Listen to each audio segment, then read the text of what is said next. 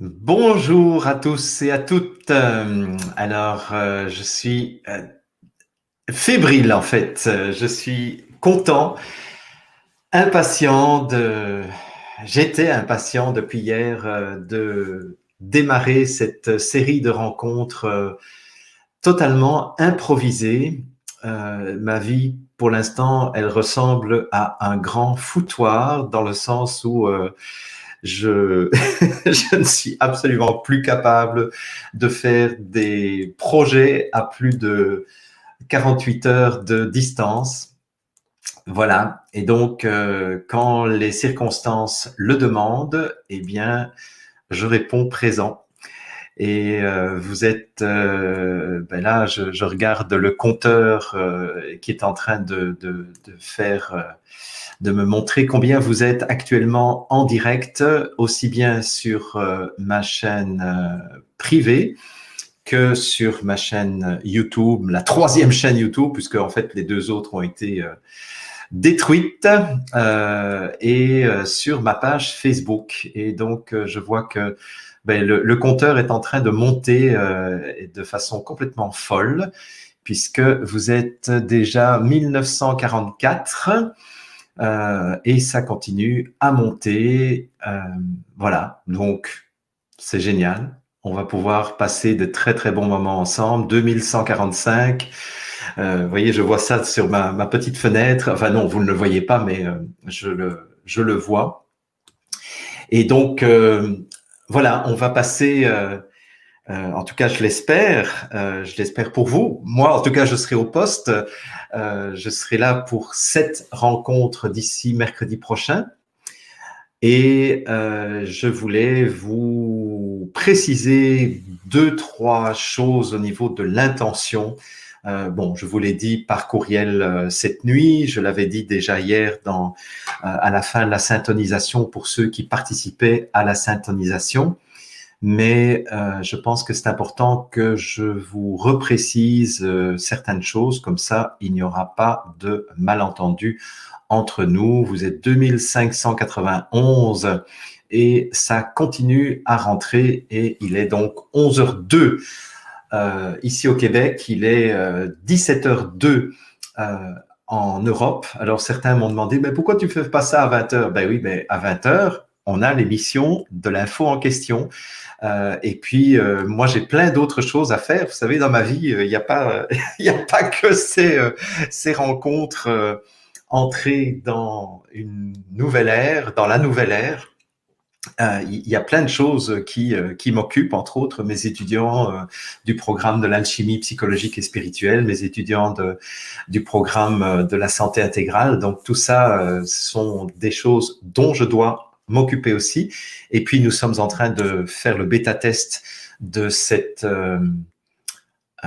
de ce réseau social dont je vous ai parlé à plusieurs reprises et qui enfin est en train d'arriver à un accouchement. Donc ça aussi, c'est une très bonne nouvelle. Bon, mais je vais considérer que vous êtes à peu près tous là puisqu'on approche les 2900 personnes présentes. Et d'abord, merci. Bon, je sais que vous me dites merci, mais moi aussi, je vous dis merci parce que euh, c'est sans vous, sans votre présence, ma vie n'a pas beaucoup de sens puisque j'ai accepté depuis très très longtemps de me mettre au service de l'ouverture des cœurs et des consciences. Mais évidemment, s'il n'y a aucun cœur et aucune conscience prête à recevoir ce que j'ai à lui proposer, il faudrait que j'aille vendre des frites peut-être. En tant qu'ancien Belge, ce serait peut-être une vocation, mais bon, c'est pas vraiment ma vocation de faire de la cuisine. Euh, alors, bon, maintenant je vais être plus sérieux, mais en fait, je vous demande déjà votre indulgence parce que j'ai eu l'intuition d'organiser ces 7 rencontres. J'ai eu cette intuition la nuit de lundi à mardi et nous sommes jeudi matin. Donc vous imaginez, et entre-temps j'avais plein d'autres choses à faire évidemment, donc vous imaginez que je vais faire les choses à la bonne franquette. Donc je vais essayer vraiment d'être le plus dans mon cœur, dans mon alignement et vous transmettre les choses qui seront les plus utiles pour nous préparer, puisqu'en fait, c'est ça l'objectif. L'objectif de ces 7 rencontres, c'est que vous compreniez mieux les enjeux de ce qui est en train de se passer actuellement sur la planète Terre, et que, comprenant cela, donc en fait, je vais en partie nourrir votre mental pour que vous compreniez que nous sommes invités maintenant, nous les êtres humains, nous l'humanité, à changer notre regard définitivement sur la nature de la réalité. Voilà. Et c'est là que je comprends beaucoup mieux pourquoi j'ai fait des études de physique quantique entre 1979 et 1983 à l'université de Namur. Je comprends mieux pourquoi je me suis intéressé à la santé, à la médecine, aux médecines parallèles, à l'homéopathie surtout. Je comprends mieux pourquoi, à un moment donné, je me suis passionné pour un bouquin qui est absolument atroce à lire parce qu'il a été mal traduit et en plus, il est extrêmement complexe et pourtant, je vous en parlerai aujourd'hui de ce livre « Biologie de la lumière ». Je comprends pourquoi j'ai rencontré les personnes, les thérapeutes, les chercheurs que j'ai rencontrés sur mon existence. Je dirais que pour moi, tout est en train de prendre un sens tout à fait particulier maintenant. Voilà. C'est Jung qui disait que nous sommes guidés inconsciemment par notre supraconscience qui est en dehors du temps. Et c'est sûr que dans ces 7 rencontres, je vais faire appel à la plus grande ouverture possible dans votre conception du réel et je vous demande vraiment de vous abandonner. Alors, je vous demande pas de me croire sur parole en même temps, mais là, ce que nous avons à vivre à l'occasion du solstice d'hiver qui, d'après mon astrologue, est le plus important solstice d'hiver de plusieurs millénaires. Ce qui va nous être demandé, c'est vraiment d'accepter, d'ouvrir, ne fût-ce que à titre d'hypothèse. Moi, je ne vous demande pas d'y croire fermement, simplement d'ouvrir votre mental pour que d'autres conceptions et d'autres dimensions de la réalité puissent exister dans votre vision du monde. Si vous ne le faites pas, c'est pas grave. Je dirais, moi, comme je l'ai dit dans le courriel que je vous ai envoyé cette nuit, enfin cette nuit pour moi, j'étais me coucher à 2 heures du matin, moi j'ai rien à vous vendre. Donc, je ne suis pas dans une démarche comme on le fait traditionnellement dans les démarches de marketing sur Internet, où on offre des choses gratuites et à la fin, on vend quelque chose. Là, très sincèrement, et là, franchement, je vous demande de me croire, je n'ai absolument rien à vous vendre.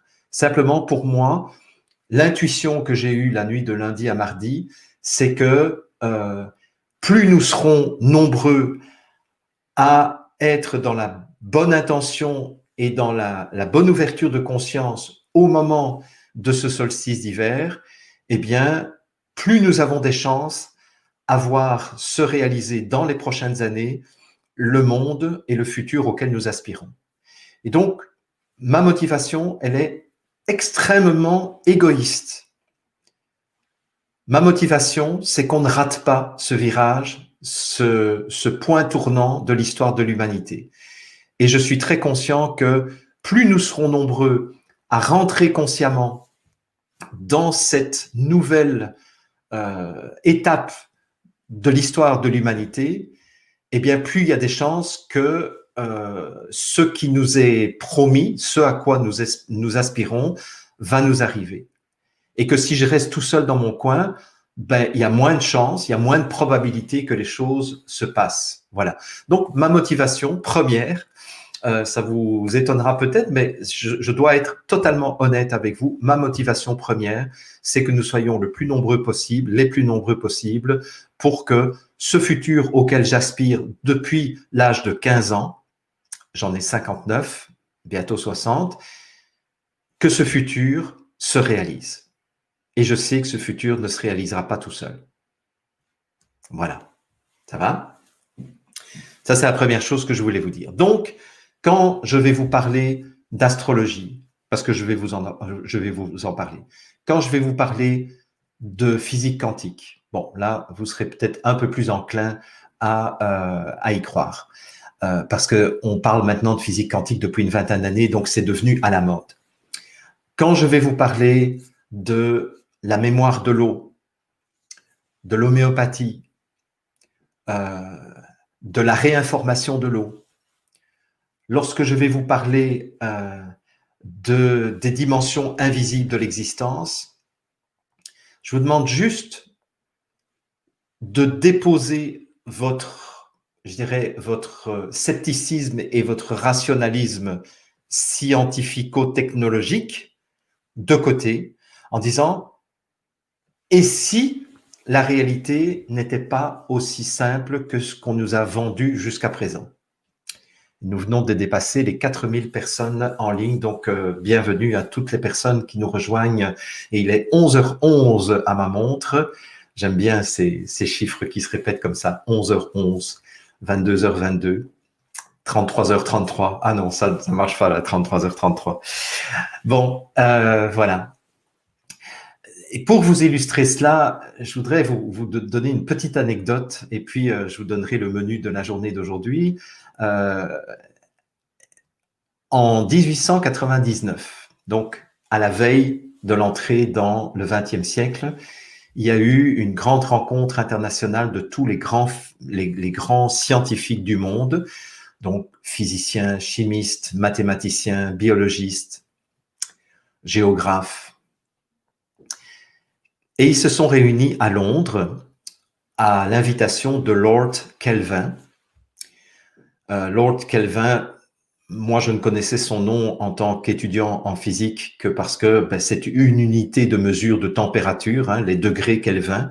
Il y a les degrés Celsius, il y a les degrés Fahrenheit, mais il y a aussi les degrés Kelvin. Et donc Lord Kelvin a travaillé pendant plusieurs jours dans ce congrès international qui avait été annoncé avec énormément de bruit au niveau de la presse. Et Lord Kelvin donc a demandé aux scientifiques, c'est quoi l'avenir de la science pour le XXe siècle? Et tous ces grands scientifiques, physiciens, chimistes, mathématiciens, biologistes, etc., ont réfléchi très sérieusement et ils en sont arrivés à une conclusion que Lord Kelvin a présenté à la presse, donc à la fin de l'année 1899. Et il a déclaré solennellement, au nom des meilleurs scientifiques du monde de l'époque, qu'il n'y avait pas d'avenir dans la profession scientifique, qu'il plaignait de tout leur cœur les gens qui voudraient quand même faire carrière dans le monde de la science parce qu'il n'y avait plus rien à trouver, que tout avait été expliqué dans l'univers. Sauf quelques broutilles qui restaient à régler, mais c'était juste l'occasion, enfin c'était juste l'histoire de quelques années et que finalement on aurait une compréhension et une explication totale de la réalité d'ici quelques années, c'est-à-dire d'ici 1910, quelque chose comme ça. Et cet homme disait les choses de façon totalement convaincue, appuyé en plus par tous les scientifiques, les plus grands scientifiques qui avaient été réunis à Londres. Or, comme vous le savez probablement, dans les 20 années qui ont suivi, rien qu'en physique, les deux plus grandes révolutions ont bouleversé plus de 90% des conceptions de la physique traditionnelle de 1899. C'était la physique quantique et puis la relativité générale et la relativité restreinte et la relativité générale. Même chose en neurosciences. On était persuadé qu'on avait tout compris dans les années 20 à propos du fonctionnement du cerveau, etc. Et tout a été remis en question. Au niveau immunologie, on n'en était nulle part, même si M. Pasteur avait fait un certain nombre de déclarations péremptoires et définitives. On s'est rendu compte que Pasteur s'est trompé de A à Z dans ses travaux. Et malheureusement, ce que je déplore, c'est qu'on continue à croire aux théories de Pasteur, alors que les théories de Pasteur sont elles-mêmes contredites par les données récentes de l'immunologie, qui à l'époque n'existait pas au temps de Pasteur. Bon. Bref, donc je pourrais continuer les exemples et nous sommes exactement au même point aujourd'hui. C'est-à-dire qu'aujourd'hui, tout ce que vous croyez vrai dans le domaine de la science, donc dans le domaine de la physique, dans le domaine de la biologie, dans le domaine de la médecine, etc., tout ça, nous sommes à la veille de voir toutes ces choses complètement bouleversées et remises en question. Parce que c'est ça qui nous attend au niveau de cette élévation du niveau vibratoire de la planète, c'est que ce niveau vibratoire va s'accompagner d'une modification de nos perceptions, mais va s'accompagner aussi d'une élévation de nos niveaux de conscience au niveau de la planète. Et quand on augmente son niveau de conscience, eh ben, tout à coup, le réel devient totalement différent. Voilà. Donc,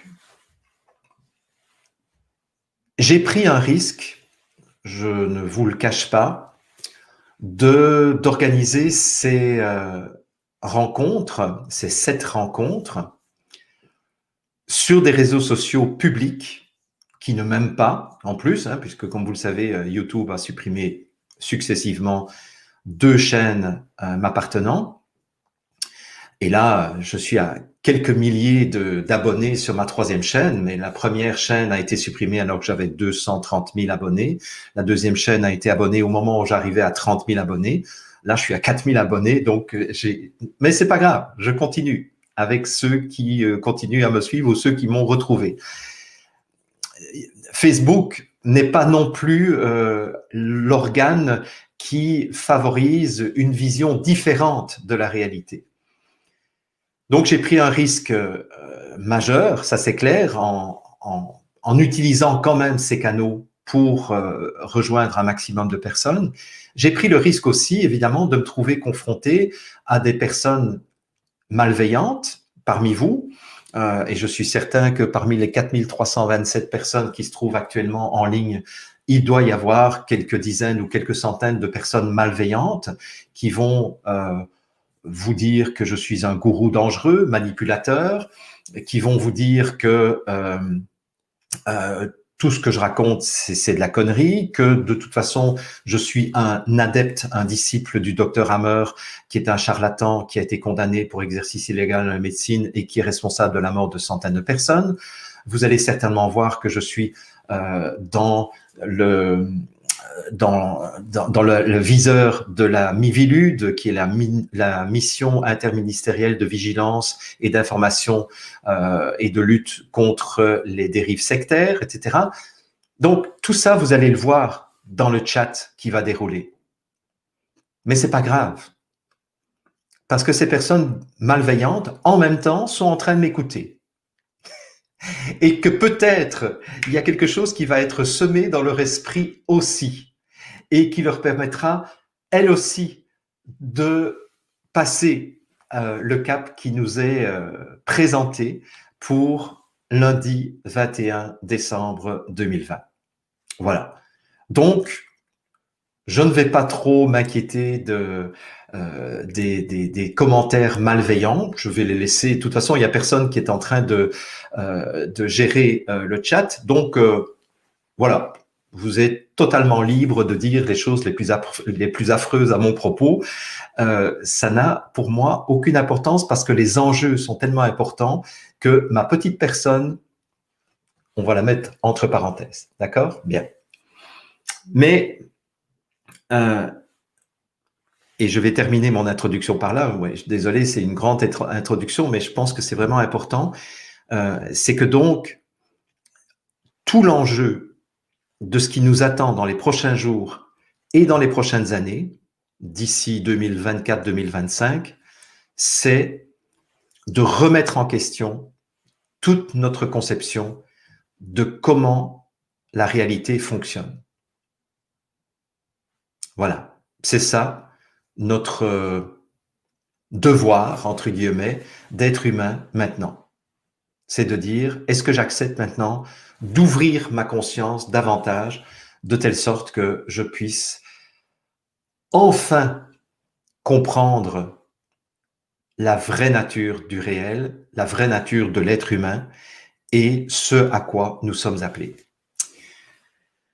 Alors, aujourd'hui, la session s'intitule, je ne sais plus comment, mais je sais que ça doit être du style la vision quantique de la réalité ou un truc comme ça. Donc, effectivement, je vais vous parler de physique quantique et de biophysique.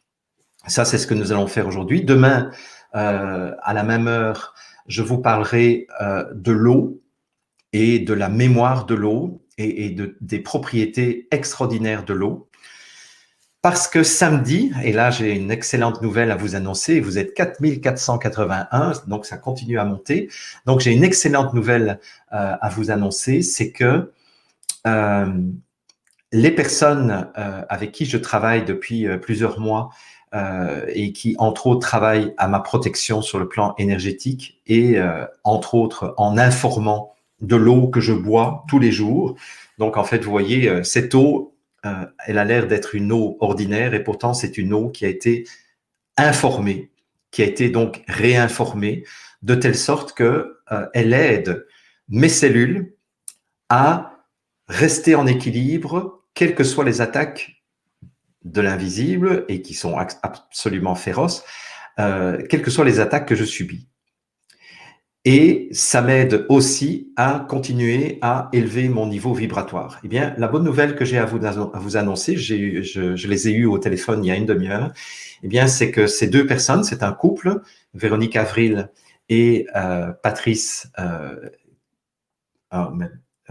Gaveau. Oh, j'ai oublié son nom maintenant. Son nom de famille. Bon, enfin, il ne m'en voudra pas de toute façon. Bon, c'est Véronique et Patrice. Donc, en fait, ils seront avec moi samedi pour expliquer leur travail, expliquer ce qu'ils font au niveau de l'eau depuis 20 ans, dans une optique de guérison des êtres humains et de guérison de la planète et de guérison des sites pollués, etc., etc. Donc, et c'est le samedi. C'est ce samedi, donc, à la même heure, donc 11h, heure du Québec, 17h, heure de l'Europe, que je vous demanderai de venir, idéalement avec une bouteille d'eau en verre blanc. Donc, ça doit être du verre, ça ne doit pas être du plastique. Ça doit être blanc, donc une bouteille bleue, une bouteille jaune, etc. Non, c'est une bouteille transparente, comme ça. Et sans aucune inscription dessus. Donc, d'ici samedi, il va falloir que vous ayez une bouteille d'eau sans aucune inscription dessus, donc en verre et en verre blanc. Et si vous n'avez pas de bouteille, prenez le plus grand verre possible, qui sera un verre en verre et transparent, sans inscription aussi. Et en direct, Véronique va informer l'eau qui sera dans les bouteilles et les verres de chacun d'entre vous. Si vous écoutez l'émission en différé, parce que vous n'êtes pas libre samedi à 17h, heure européenne, 11h, heure du Québec, midi, heure de Guadeloupe, ce n'est pas grave, on s'est organisé. Comme je le dis dans toutes les syntonisations, le temps n'existe pas. Donc, si le temps n'existe pas, ça veut dire que même en différé, le processus de réinformation de vos os, eh bien, de vos os, EAUX évidemment, sera effectif. Voilà. Donc, ça, c'est une excellente nouvelle et j'aurai peut-être d'autres invités d'ici mercredi prochain pour vous parler avec moi de ce qui nous attend au niveau de cette période tout à fait extraordinaire pour laquelle j'ai, moi, le sentiment de m'être incarné. Bien. Alors, je vous rappelle quand même que je suis physicien à l'origine et malgré tout, je me suis intéressé à l'astrologie. Malgré tout, je me suis intéressé aux médecines parallèles. Malgré tout, je me suis intéressé aux démarches, à certaines démarches ésotériques. Malgré tout, je me suis intéressé au chamanisme. Je me suis intéressé au récit de Carlos Castaneda, etc. Et je dirais que pour moi, plus j'ai avancé, plus les choses devenaient cohérentes. Et plus ça s'éloignait de ce qu'on pourrait appeler effectivement, et de ce que j'appelle à plusieurs reprises, le rationalisme technologique et le rationalisme matérialiste. Alors, c'est quoi le rationalisme matérialiste? C'est de considérer que tout ce que je ne peux croire à l'existence que de ce que je peux mesurer. Hein? C'est ça la base de la science, c'est n'existe que ce que je peux mesurer. Bon, mais avec un principe pareil, c'est clair qu'à ce moment-là, du point de vue scientifique, l'amour n'existe pas, puisque l'amour, on ne peut pas le mesurer. Hein, et il y a plein de choses, il y a plein de phénomènes. La télépathie, on ne peut pas le mesurer. Les intuitions, les rêves prémonitoires, les voyages astraux, tout ça, on ne peut pas le mesurer scientifiquement. Et donc, la tendance du monde dans lequel nous avons vécu jusqu'à présent, ça a été de dire, eh bien, ça n'existe pas. Voilà, c'est de la foutaise. J'ai encore entendu à la radio, j'allais chez une amie il y a 2-3 jours, et sur le chemin, pour une fois, j'allume la radio parce que franchement, je suis tanné, donc je n'écoute même plus la radio. Et là, ils étaient en train d'interroger un Français qui a fait des recherches sur l'astrologie, et il a écrit 2 bouquins qui démolissent l'astrologie en disant que c'est de la foutaise, c'est des croyances. En fait, les gens trouveront toujours des informations qui leur conviendront dans l'interaction avec l'astrologue, etc. Écoutez, moi j'ai étudié l'astrologie pendant 2 ans. Je suis tombé sur le cul lorsque j'ai vu à quel point l'astrologie peut être d'une précision absolument incroyable. Et pourtant, je suis scientifique. Mais quand je confronte un thème natal, je ne vous parle pas évidemment de l'horoscope que vous trouvez dans les journaux tous les jours, je vous parle de l'astrologie, de la vraie astrologie, eh bien là, on se rend compte que ce qui est dit dans un thème de naissance, dans une révolution solaire, est effectivement quelque chose qui correspond à une réalité. Mais évidemment, c'est pas une réalité physique. Et si vous cherchez à expliquer l'astrologie en disant ben, c'est pas possible que la planète Pluton, qui est à des milliards de kilomètres de la Terre, ait une influence sur nous les êtres humains. Mais non, évidemment, parce que si vous avez cette vision du monde de nouveau matérialiste, où il faut un certain temps pour que on voit, ne fût-ce que la présence de Pluton ou d'Uranus ou de Jupiter ou de Saturne, etc. C'est clair que si vous essayez d'expliquer l'astrologie par le biais d'une influence physique, ben, vous avez tout faux, évidemment. Vous plantez, parce que la réalité est bien plus subtile que cela. Et c'est ça que je veux vous faire comprendre maintenant. Parce que ce que je vais vous expliquer maintenant, pendant une demi-heure à peu près, eh bien, c'est ça qui va vous aider à comprendre ce qui va se jouer au moment du solstice d'hiver de cette année. Parce que si vous dites ouais, mais enfin, c'est pas parce que Jupiter et Saturne sont alignés avec la Terre et qu'ils entrent à ce moment-là dans le signe du Verseau qu'il va se passer des choses. Mais non, non. Sauf si vous changez complètement votre vision de l'univers et votre vision du réel. Et que le réel, finalement, c'est beaucoup plus que ce que vous voyez. Bon, alors, première chose que je voudrais vous dire, c'est que je voudrais faire exploser une première croyance dans votre esprit. Et cette première croyance, c'est que le monde est solide. Hein? Si je prends mon bol tibétain, on pourrait dire, bah oui, mon bol, il est solide.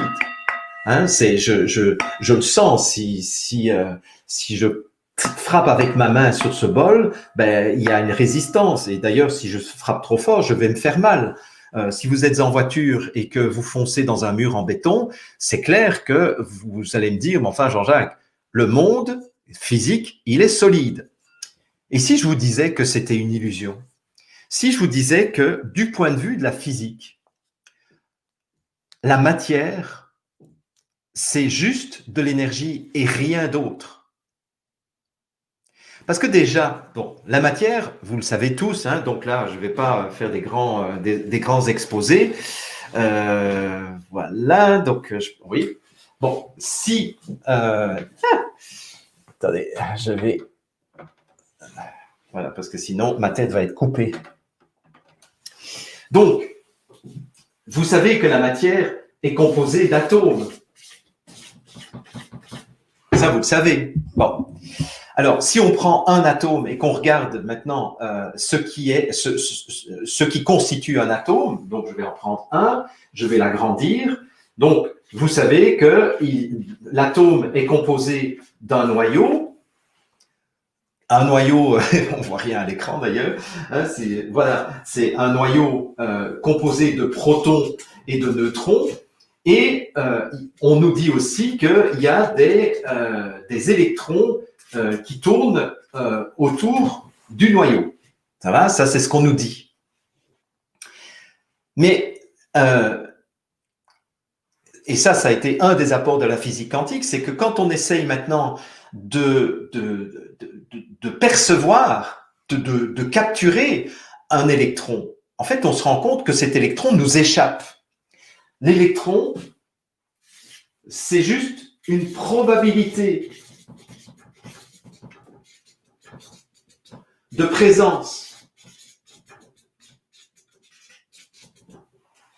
Et en fait, ce serait beaucoup plus juste. Il va falloir que j'écrive un peu mieux parce que sinon vous allez souffrir là. Donc c'est une probabilité de présence et donc l'électron devrait être beaucoup plus considéré comme un nuage énergétique qui, à un moment donné, nous donne l'illusion que c'est une particule. Mais en réalité, ce serait beaucoup plus juste de dire que c'est un nuage d'informations. Retenez bien ce que je suis en train de vous dire. Un nuage informationnel. En plus, là, j'ai fait quelque chose qui est horrible sur le plan de la réalité parce que la proportion entre le noyau et la première, ce qu'on appelle la première couche électronique, elle est énorme. C'est-à-dire qu'en fait, si le noyau a la taille de mon porte-stylo, eh bien, savez-vous que le premier électron se trouverait, si mon noyau avait cette dimension-là, mon premier électron se trouverait à 2 km d'ici, en train de tourner autour du noyau. Ça, ok? Donc, vous voyez la proportion. Donc, ça veut dire que entre ça, qui serait le noyau, et la première couche électronique, puisque plus les noyaux, enfin, plus les atomes sont lourds, plus vous allez avoir des noyaux, mais avec plusieurs couches électroniques, eh bien, la distance proportionnellement à ça, ce serait 2 km. Mais ça veut dire que qu'est-ce qu'il y a entre ça et les deux premiers électrons? Parce que sur la première couche, en plus, il n'y a que 2 électrons. Et je viens de vous dire que les électrons, c'est même pas des particules. C'est juste un nuage de probabilité de présence. Donc, c'est juste de l'information vibratoire. Ça n'a rien de réel. Ça n'a rien de matériel. Mais ça veut dire que tout le reste ici, là, c'est quoi? C'est du vide.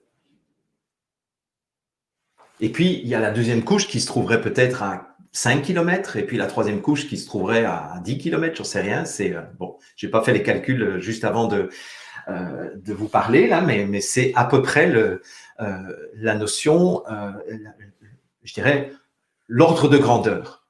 Bien. Alors, ne vous effrayez pas, je ne vais pas vous parler de physique pendant 1 heure, mais c'est juste pour que vous compreniez la nature de notre réalité. Parce que maintenant, quand on examine le noyau, avec les protons et les neutrons. On se dit, bah, les protons, c'est quand même 1000 fois plus lourd, et les neutrons aussi, c'est 1000 fois plus lourd qu'un électron. Donc, est-ce que là, on a une chance de découvrir quelque chose de plus matériel, de plus solide? Et c'est là qu'on se rend compte que quand on creuse, on se rend compte que eux aussi sont immatériels. Donc, en fait, tout se dématérialise. Non seulement les atomes qu'on croyait des choses solides, c'est 99,99999% de vide, et le peu de non-vide, en fait, quand on s'approche et quand on essaye de vraiment capturer leur essence, on se rend compte que même ça, c'est immatériel, ça se dématérialise. Même les, même les protons, les neutrons sont constitués de particules élémentaires, des particules encore plus élémentaires, mais quand on essaye d'examiner la nature de ces particules élémentaires, on retrouve sur le même paradoxe que les électrons, c'est-à-dire que ça se dématérialise. C'est un nuage énergétique. Donc, en fin de compte, qu'est-ce qui reste? Eh bien, rien. Sur le plan solide du terme, il ne reste rien. Alors vous allez me dire, mais alors comment ça se fait que quand on tape sur quelque chose, on le sent? Ben, c'est tout simplement parce qu'il y a des forces électriques qui font qu'on ne peut pas passer à travers différents atomes parce qu'il y a quand même des forces qui relient, si vous voulez, tous ces éléments énergétiques. Voilà. Bon, je suis pas en train de vous faire un exposé de physique quantique ou un exposé de physique élémentaire en quelques minutes. Je serais vraiment un imposteur de vous faire croire que je suis en train de vous enseigner la physique quantique là, mais c'est juste pour que vous vous représentiez que la chaise sur laquelle vous êtes assis pour l'instant, c'est du vide à 99,99999% et que les électrons, les protons, les neutrons qui constituent les atomes de votre chaise sont essentiellement des vibrations, un condensé de vibrations à un lieu spécifique. Et quand je vous dis un lieu spécifique, c'est même faux, ce que je suis en train de vous dire aussi, parce qu'on s'est rendu compte en physique quantique que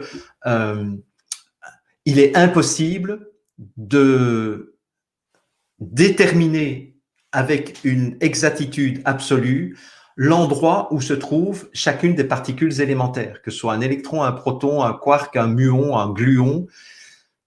Tout ça, il y a une probabilité de présence. On dit, il est probablement dans ces environs-là. Vous savez, c'est comme quand vous cherchez votre chien qui s'est enfui, là, vous savez qu'il est dans ces environs-là parce que c'est impossible qu'il se trouve à 3000 km de là où il vient de s'échapper. Donc, vous savez qu'il y a une probabilité de présence de votre chien dans les 200-300 mètres autour de là où il vous a échappé. Mais on ne peut pas le déterminer avec certitude. Hein, c'est le principe d'indétermination de Heisenberg.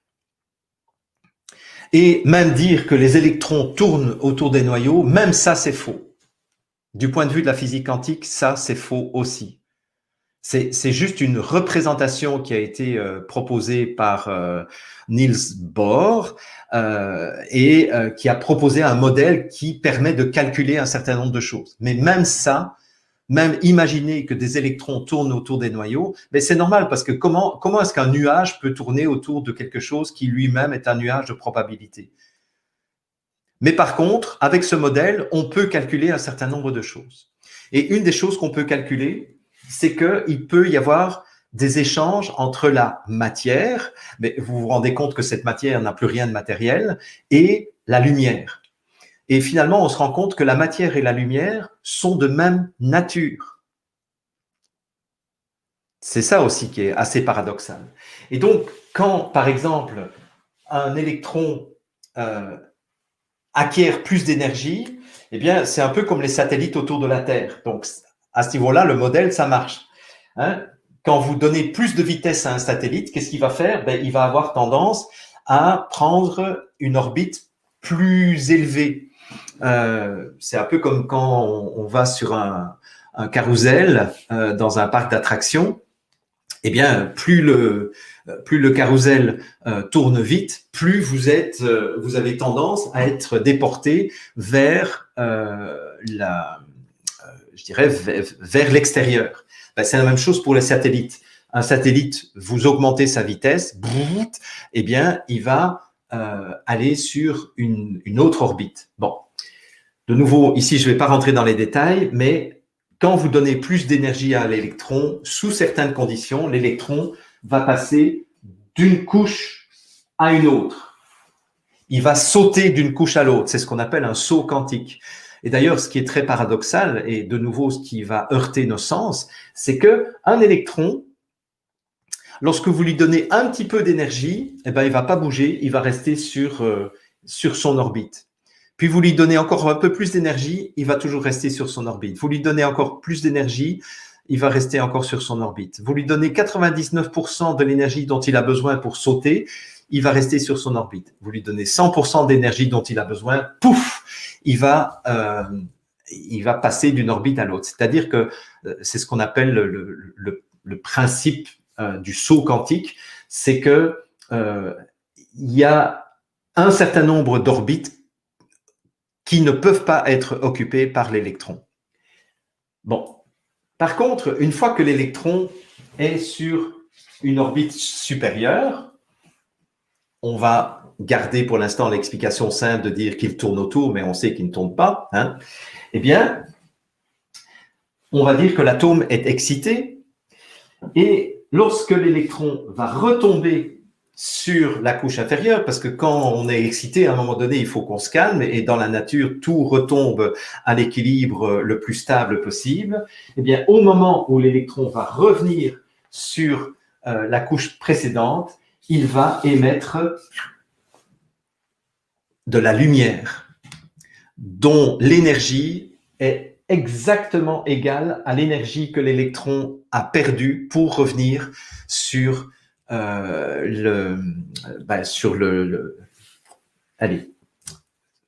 la trajectoire précédente, sur l'orbite précédente. Voilà, je cherchais mon mot. Et donc là, il va émettre de la lumière. Donc c'est vraiment intéressant de voir que finalement, tout dans l'univers est énergie, tout dans l'univers est vibratoire, est ondulatoire, et que finalement, que ce soit des électrons, que ce soit des protons, que ce soit des neutrons, c'est-à-dire que ce soit toute la matière telle que nous la connaissons, ou que ce soit la lumière, tout se réduit à une information énergétique. Et ça, vous voyez, je pourrais déjà vous laisser là-dessus, parce que, bon, je ne vais pas vous laisser là-dessus, mais parce que vous allez vous dire, mais quel rapport avec le solstice d'hiver ? Ben, en fait, et ce solstice-ci de 2020, en fait, ce qui est en train de se jouer, c'est que, je vous l'ai dit dans les séances de syntonisation pour ceux qui les ont suivies régulièrement ou de temps en temps, c'est que, en fait, pour l'instant, la planète est en train de vouloir retrouver son taux vibratoire d'origine qui, il y a quelques milliers d'années, était à un autre niveau, qui était le niveau de la 5e dimension, de la 5e densité. Et donc, toute la planète vibrait à un certain niveau vibratoire. Et pour des raisons que je ne vais pas vous expliquer aujourd'hui, nous sommes passés de la 5e dimension, de la 5e densité, je préfère parler d'ailleurs de 5e densité, à la 3e densité. Et donc, nous avons perdu, je dirais, nous avons perdu un peu comme l'électron qui se désexcite et qui tombe à un niveau énergétique plus bas. Et ce qui est en train de se jouer actuellement, c'est que la Terre est en train de se libérer d'un carcan, d'une matrice. Hein, je vous reparlerai de la matrice. Et c'est pas pour rien que le film Matrix a eu autant de succès. C'est parce que en fait, ce film était en train de nous révéler ce qui était en train de se jouer actuellement au niveau de l'humanité. C'est-à-dire qu'en fait, le monde, la Terre est en train de... C'est un peu... Imaginez que imaginez la Terre comme un organisme vivant, comme un être vivant, parce que en tout cas, moi, c'est ma conception des choses depuis 35 ans, c'est que la planète Terre est un organisme vivant, conscient, qu'on a contraint par un certain nombre de prisons électromagnétiques, qu'on a contraint à vibrer à un niveau vibratoire beaucoup inférieur à ce qui est naturel pour la planète Terre de vibrer. Et donc, du coup, nous, les êtres humains qui vivions déjà il y a 6 ou 10 000 ans, 11 000 ans sur la planète, enfin, même avant, mais enfin là, moi, je vous parle d'un événement qui s'est passé il y a 11 000 ans, eh bien, nous avons été contraints, nous aussi, de perdre notre niveau vibratoire de la 5e densité vers la 3e densité. Et nous sommes emprisonnés dans une matrice qui a fini par nous convaincre que la seule réalité existante, c'est ce qu'on peut voir à travers nos sens, nos 5 sens. On néglige même notre 6e sens, alors que le 6e sens est tout aussi important que les 5 premiers sens. Hein? Le 6e sens étant l'intuition, étant la capacité de prémonition, la capacité de percevoir les choses à distance. Ça va? Bon. Alors, c'est quoi le passage de la 3e à la 5e densité, ou c'est quoi le passage de la 5e densité à la 3e densité? Eh bien, pour ce faire, il faut que je prenne et c'est pas qu'une analogie, c'est vraiment, c'est pour vous faire comprendre quelque chose. Bon, je vous ai parlé de lumière il y a quelques instants, et la lumière, c'est quoi? Eh bien, c'est je vais mettre ça avec une autre couleur. La lumière,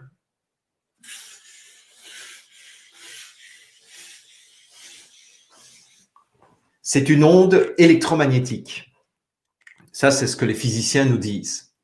La lumière, c'est une onde électromagnétique. Bon, depuis la physique quantique, on sait que la lumière peut se comporter parfois comme une onde et parfois peut se comporter comme un petit corps de matière, un corpuscule, mais en fait c'est une illusion, hein, de la même façon qu'un électron n'est pas un corpuscule, n'est pas un petit corps, simplement la densité d'énergie réunie dans ce nuage est telle que on pourrait effectivement mesurer l'électron lorsqu'il frappe une plaque photographique, par exemple.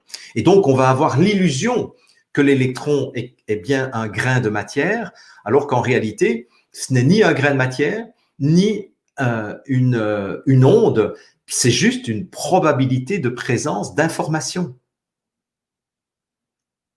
Ça va? Donc, même la lumière disparaît aussi. Enfin, la lumière, la nature de la lumière est en train de se dématérialiser, de se désondulariser. Enfin bon, c'est vraiment, vous savez, on s'amuse quand on fait de la physique quantique. Hein. Moi, je peux vous assurer que la seule façon dont on fait de la physique quantique, c'est avec des équations mathématiques, parce qu'avec les équations mathématiques, on peut travailler. Mais dès qu'on essaye de se représenter quelque chose, et je crois que c'était Heisenberg, un grand physicien quantique, qui disait, si après avoir entendu un exposé de physique quantique, vous pensez avoir compris, eh bien, c'est que vous n'avez rien compris. Parce que la physique quantique ne peut pas être comprise par l'intermédiaire de nos 5 sens. Ça va? Bon. Alors, pourquoi est-ce que je vous parle d'une onde électromagnétique? C'est parce qu'une onde électromagnétique, elle a plusieurs caractéristiques. Une caractéristique, c'est sa vitesse. C'est la vitesse de propagation dans le vide. Sa vitesse de propagation dans le vide, on la nomme C, et C, c'est plus ou moins 300 000 km par seconde. Donc, la lumière que vous voyez du soleil, ce sont des rayons lumineux qui arrivent dans votre œil à la vitesse de 300 000 km par seconde. Et ça, c'est vrai pour toutes les ondes électromagnétiques. Parce que, et ça, peut-être que certains d'entre vous le savent, mais peut-être que d'autres ne le savent pas, c'est que une onde électromagnétique, ce n'est pas que la lumière. L'onde électromagnétique a une autre caractéristique, et cette autre caractéristique, c'est sa fréquence. Alors, la fréquence, c'est la lettre grecque nu, hein, donc ça c'est la fréquence. Et la fréquence peut être différente, c'est-à-dire que la vitesse sera toujours la même, la vitesse de propagation de la lumière sera toujours la même, mais la fréquence, elle va être différente en fonction de la nature du rayonnement électromagnétique. Alors, je vous ai préparé une diapositive. Alors, je vais voir si je peux aller l'attraper. Donnez-moi un instant. Voilà. Bon, est-ce que je vais... Non, c'est pas ça que je dois faire. Voilà. Ok, bien. Donc,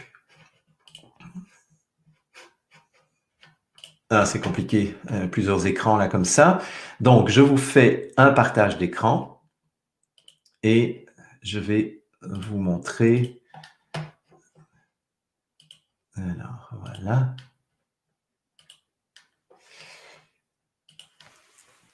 Voilà. Donc, en fait, en fonction de la fréquence, vous allez voir dans le spectre visible, hein, vous voyez dans mon schéma, au niveau de la lumière visible, vous allez avoir une fréquence plus ou moins élevée ou plus ou moins basse. En fait, la fréquence élevée, vous voyez les ondulations sont plus serrées du côté gauche que du côté droit. Et du côté gauche, donc quand la fréquence est plus élevée, eh bien, on perçoit la lumière violette. Et puis, plus la fréquence diminue, on va aller vers l'indigo, le bleu, le vert, le jaune, l'orange, le rouge. Et vous voyez qu'effectivement, l'ondulation est de plus en plus large.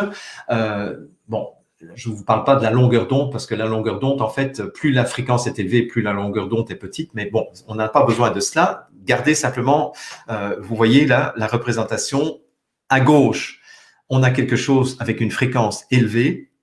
À droite, on a une fréquence moins élevée. Ça veut dire que le violet a une énergie plus importante que le rouge.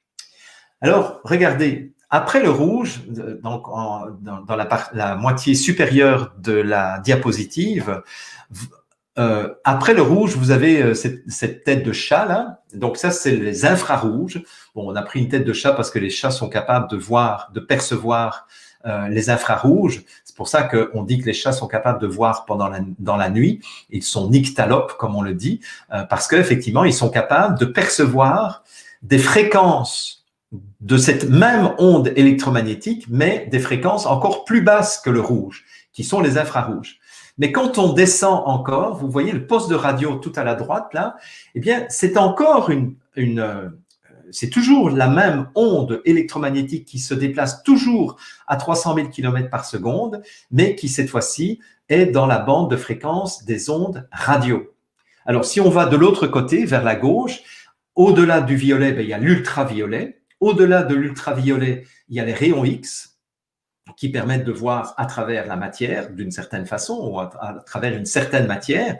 Et puis, si on continue à élever encore davantage la fréquence, eh bien, on tombe dans les ondes radioactives, donc les rayons gamma. Voilà. Donc, je vous montre ça pour que les choses soient claires pour vous. Alors, pourquoi est-ce que je vous montre ça? Pourquoi est-ce que je vous ai montré ça? C'est pour vous expliquer une chose. C'est que, pour l'instant, nos sens sont faits pour pouvoir percevoir le spectre de lumière visible. Et vous avez vu que le spectre de lumière visible, c'est un tout petit morceau du spectre complet des ondes électromagnétiques. Et que si on se déplace sur ce spectre, on est dans des choses qui existent toujours, mais que vous ne percevez plus. Est-ce que vous commencez à comprendre ce que je suis en train de vous raconter avec la troisième densité et la cinquième densité? C'est-à-dire qu'en fait, en fonction de la fréquence à laquelle vous vibrez, vous vivez dans un monde que vous percevez, ou alors il y a d'autres mondes que vous ne percevez pas actuellement, mais qui existent, mais que vous n'êtes pas capable de percevoir. Hein, le meilleur exemple, et c'est pour ça que je vous ai montré cette diapositive, c'est le chat. Le chat, il vit à la fois dans votre monde, mais lui, il a des perceptions qui dépassent votre perception. Et donc le chat, lui, il est capable de voir des choses que vous ne voyez pas. Est-ce que ça fait des chats des êtres... est-ce que ça fait des chats des gourous? Non, mais parce que, vous voyez, quand il y a des personnes qui ont des perceptions qu'on nomme des perceptions extrasensorielles, tout de suite on dit ouais c'est des charlatans, ouais mais ça c'est de la foutaise, ouais mais scientifiquement on ne peut pas prouver cela, etc. Mais attendez, et si certains êtres humains, ce qui est le cas, étaient déjà capables de voyager dans le spectre de fréquences de telle sorte d'aller percevoir des choses que nous, les humains ordinaires, et je me mets dedans, puisque moi, j'ai pas de perception extrasensorielle, j'ai juste de temps en temps des intuitions qui me viennent, mais sinon, je ne vois pas les auras. Je suis pas capable de faire des voyages astraux. Je ne vois pas dans le spectre infrarouge. Je ne vois pas les ultraviolets. Il y a même des humains qui sont capables de capter certaines fréquences radio. Donc, ils sont capables d'écouter la radio sans avoir de poste récepteur radio. Mais donc, est-ce que parce que vous ne voyez pas les ondes radio, ça c'est encore un autre exemple, une autre question que je vous pose, parce que vous ne voyez pas les ondes radio, est-ce que ça veut dire pour autant que les ondes radio n'existent pas? Mais non, puisque vous en avez la preuve. Chaque fois que vous allumez votre poste de radio, vous entendez bien l'émission. Mais c'est une émission qui se passe sur une autre fréquence que la fréquence à laquelle vous fonctionnez habituellement.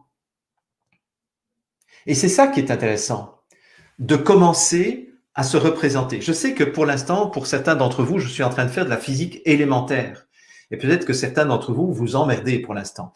Mais je veux partir avec un maximum de personnes pour que vous puissiez, à un moment donné, ne plus être perdu lorsque je vais vous donner d'autres explications sur ce qui est en train de se jouer autour du solstice d'hiver. Parce que ce qui est en train de se jouer, c'est de nous demander de passer, c'est une image, hein, ne prenez pas ça pour la réalité physique. Mais c'est un peu, c'est une allégorie que je vais prendre. C'est un peu comme si la planète Terre était en train de monter ses vibrations de telle sorte que nous n'allons plus fonctionner dans le spectre de fréquence dans lequel nous existions à ce moment-là et que nous allons devoir nous aussi faire monter nos vibrations de telle sorte que nous pourrons accompagner l'augmentation vibratoire de la Terre. C'est un peu comme si nos yeux n'allaient plus percevoir dans quelques années le rouge, l'orange, le jaune, le vert, le bleu, l'indigo et le violet, mais allaient percevoir les ultraviolets lointains et les rayons X. Et que non seulement ça, mais que la vibration de chacune de nos cellules allait monter de telle sorte que pour quelqu'un qui resterait dans la troisième densité, nous ne serions plus visibles à ses yeux. Vous voyez ce que je veux dire? Et peut-être que pour l'instant, pendant que je suis en train de vous parler, il y a dans la pièce où je me trouve des êtres, des entités qui vibrent à un autre niveau vibratoire. Alors ça pourrait être mon ange gardien, ça peut être des archanges, ça peut être des défunts qui sont coincés entre deux densités et qui ne trouvent pas le chemin pour repartir dans le monde des âmes, qui vibrent au niveau d'une autre fréquence. Et donc peut-être que tous ces gens-là, enfin ces gens-là, hein, les anges, les archanges, les défunts, enfin, peut-être des extraterrestres qui vivent, j'en sais rien, moi. Il y a peut-être plein de monde ici dans la pièce actuellement, et d'ailleurs, je suis quasiment certain qu'il y a plein de monde dans cette pièce actuellement. Mais je ne les vois pas. Mais si je ne les vois pas, est-ce que c'est pour autant qu'ils n'existent pas? Non. Par contre, ce qui va nous être demandé au moment du solstice d'hiver, c'est pour ça que moi je suis hilar et je suis dans une joie extrême depuis plusieurs semaines, alors que j'ai été dans une colère noire par rapport à tout ce qui est en train de se passer actuellement sur le plan planétaire. Je suis de plus en plus en joie parce que je sais que ce mouvement d'élévation vibratoire est irrépressible, est inarrêtable. Et que donc, ce qui va nous être demandé à nous, les êtres humains, c'est d'accompagner, c'est de ne pas résister à cette élévation vibratoire qui va faire que, à un moment donné, il va y avoir des êtres humains qui vont résister, eux, à cette élévation vibratoire. Et puis, il y a d'autres êtres humains qui vont accepter de monter dans cette élévation vibratoire. Et qu'est-ce qui va se passer? C'est qu'à un moment donné, les êtres humains qui seront restés dans la troisième dimension ne verront plus les êtres humains qui sont passés dans la cinquième dimension, la cinquième densité. Inversement, je ne sais pas si les êtres qui seront dans la cinquième densité, ça j'en sais rien, il faudra que je pose les questions à des gens plus compétents que moi. Est-ce qu'ils seront encore capables est-ce que nous serons encore capables, parce que je nous mets dedans évidemment, et j'espère vraiment pouvoir accéder à cette cinquième densité. Est-ce que moi je serai capable de percevoir encore les êtres qui sont emprisonnés dans la matrice de la troisième densité? Et en fait, c'est juste un déplacement d'énergie. C'est tout. C'est ça qui est en train de se jouer au niveau planétaire. Et les forces de l'ombre, ceux que j'appelle la minuscule minorité de psychopathes milliardaires, qui eux-mêmes sont à la solde de ces êtres qui ont enfermé la planète il y a 11 000 ans dans une grille électromagnétique pour empêcher que nous vibrions à des fréquences qui nous permettraient d'être sur la cinquième densité. Et cette matrice nous maintient dans un monde de pouvoir, d'argent et de sexe. En fait, ce sont les trois éléments fondamentaux qui nous maintiennent dans la matrice. Et ça, je consacrerai une rencontre complète à cette notion de matrice. Je crois que c'est dimanche que j'ai prévu de faire ça. Oui, c'est ça. C'est dimanche matin au début d'après-midi pour les Européens, où là, je vais vous parler vraiment de façon approfondie de cette matrice dans laquelle nous sommes emprisonnés. Et ce qui veut dire que, et là, je vous prépare déjà pour lundi, ça veut dire que si nous n'acceptons pas de lâcher prise par rapport à nos volontés de pouvoir, d'emprise sur les autres, si nous n'acceptons pas de lâcher prise par rapport à nos possessions matérielles. Alors, je ne dis pas qu'il ne faut plus avoir de possessions matérielles, c'est un rapport d'attachement à la matière. Vous voyez ce que je veux dire? C'est sûr que nous avons tous besoin, dans le monde de la troisième densité, nous avons encore besoin d'argent, bien entendu, pour aller, pour payer notre loyer ou payer notre hypothèque, pour nous déplacer, pour acheter de la nourriture, pour nous chauffer, pour payer nos notes d'électricité, etc. Et donc, mais en même temps, il y a un lâcher-prise à avoir, c'est-à-dire un détachement à avoir par rapport à nos possessions matérielles, de telle sorte que ces possessions, qui elles vont rester dans la troisième densité, ne nous accrochent pas et ne nous empêchent pas de faire cette évolution dans le monde de la cinquième densité. D'ailleurs, c'est pas pour rien que je fais allusion et je ferai allusion à plusieurs reprises au magnifique film La Belle Verte. Et d'ailleurs, si d'ici lundi vous avez l'occasion de louer ou de revoir La Belle Verte, je pense que ça va être une excellente opportunité. D'ailleurs, je vais vous faire des prescriptions cinématographiques. Il y a La Belle Verte à revoir de Colin Serrault, vraiment. Et voyez surtout cette planète verte au départ, hein, le prologue de la planète, du film, qui est la préfiguration, c'est l'intuition que Colin Serrault a eue de ce monde auquel nous sommes appelés, qui est le monde de la cinquième densité. Donc, revoyez ce film-là, revoyez Matrix, le premier. Les deux autres, c'est beaucoup moins intéressant. Mais réécoutez les phrases de Morpheus, ça va vous préparer à ce que je vais vous raconter lundi. Alors, la troisième chose qui nous retient, c'est le sexe. Mais quand je parle de sexe, je parle pas uniquement des relations sexuelles. Je parle de tout cet attachement que nous avons les uns par rapport aux autres et qui peuvent nous empêcher et qui peuvent nous rattacher et nous comment dire, qui peuvent nous accrocher à notre corps physique de la troisième densité. Vous voyez ce que je veux dire? Enfin, j'espère. Donc, en fait, le sexe, c'est pas le sexe en tant que tel, c'est notre rapport au corps sexué. Parce que le sexe nous donne la preuve que nous sommes dans un corps physique.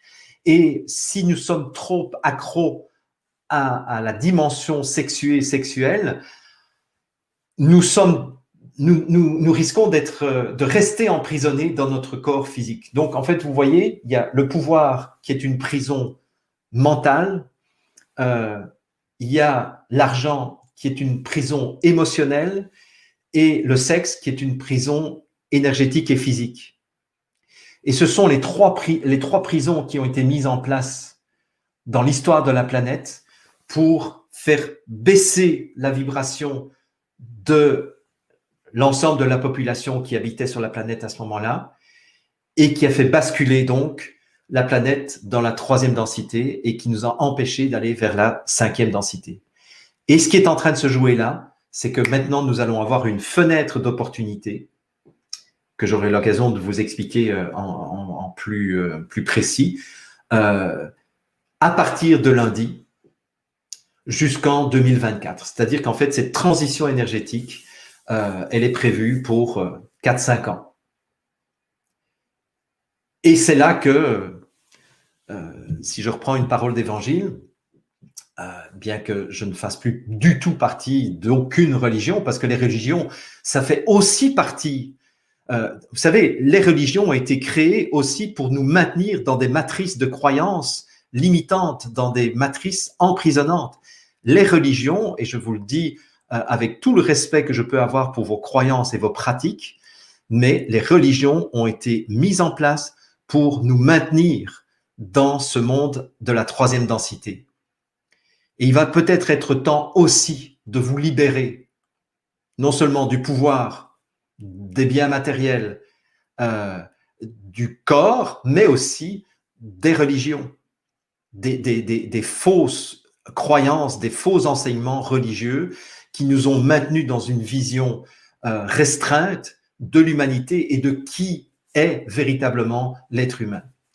Alors, ça fait déjà presque 1 heure que je vous parle. Bon, il y a eu l'introduction là, mais je voudrais quand même encore vous parler de quelque chose. Et puis, je vais prendre quelques questions, bien que vous êtes maintenant 4887. Ça ne fait que augmenter. C'est comme le prix du beurre, comme disait ma grand-mère. Mais écoutez, j'en suis absolument ravi. Et ceux qui sont arrivés en cours de route, je vous invite à écouter l'émission depuis le début. C'est vraiment important. Et merci aussi, 4898. Merci aussi à chacun et à chacune d'entre vous. Maintenant que vous avez mieux compris ce que j'ai l'intention de faire avec vous d'ici le 23 décembre. Alors, pourquoi le 23 décembre? C'est parce que je me suis dit, ce serait quand même sympa qu'une fois qu'on aura vécu ensemble le passage de cet alignement planétaire exceptionnel à 19h22 heure européenne, 13h22 heure du Québec. Donc, c'est pour ça que je fais une session à 13h, qui commence à 13h ou à 19h heure européenne, pour qu'on soit vraiment aligné à ce moment-là. Mais j'ai trouvé intéressant aussi qu'on se voit 2 jours plus tard avec la question, la grande question, et maintenant, qu'allons-nous faire de tout ce temps? Que sera ma vie? Voilà, je vous pousserai peut-être un petit peu plus la chanson à ce moment-là, mais pour moi, c'est ça qui se joue. Et donc, merci à chacun et à chacune d'entre vous de partager l'information sur non seulement déjà cette première émission et les émissions qui s'en viennent. J'ai mis d'ailleurs dans le descriptif des émissions, que ce soit sur Facebook, YouTube ou sur ma chaîne privée, j'ai mis le descriptif avec les horaires de chacune des rencontres que je vous propose. Et l'idéal, évidemment, c'est que vous regardiez ces rencontres dans l'ordre. Voilà.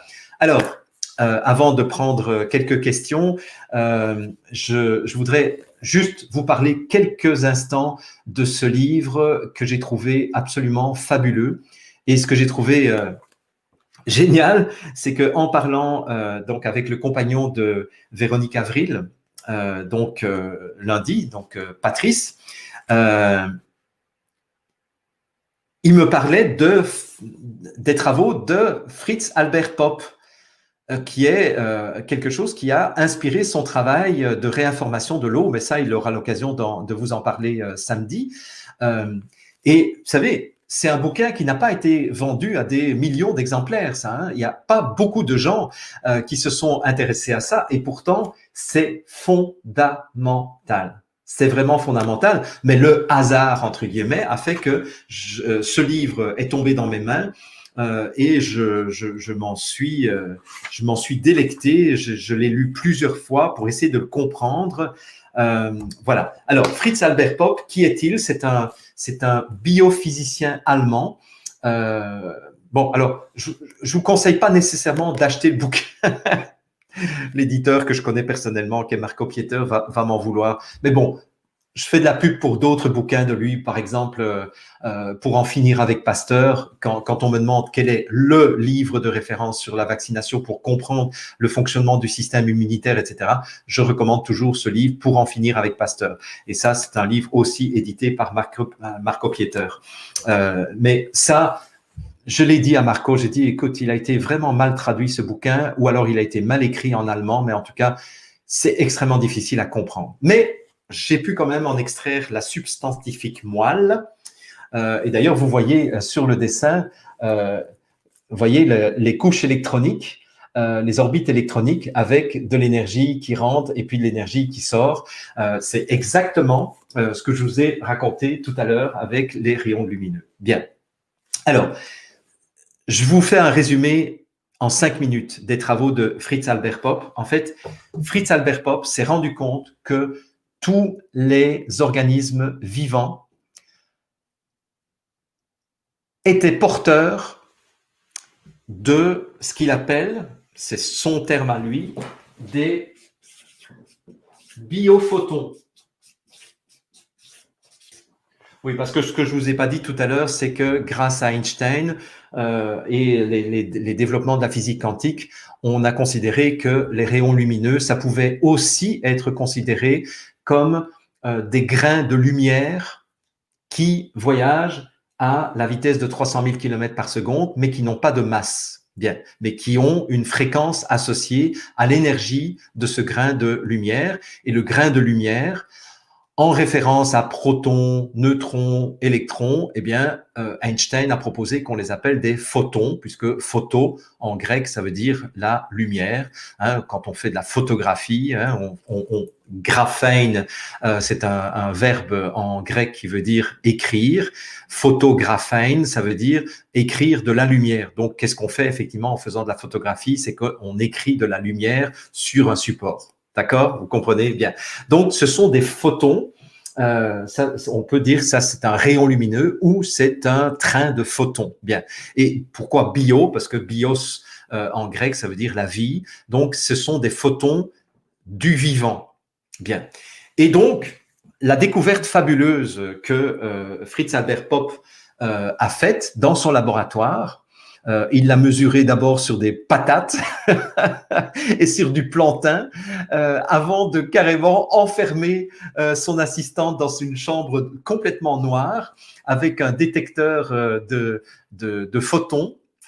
Et il s'est rendu compte que son assistante émettait des biophotons aussi, comme les patates et comme le plantain. Bon, voilà, c'est vraiment une histoire très drôle. D'ailleurs, son assistante n'a pas beaucoup apprécié d'être enfermée à plusieurs reprises dans cette chambre noire pour effectuer ces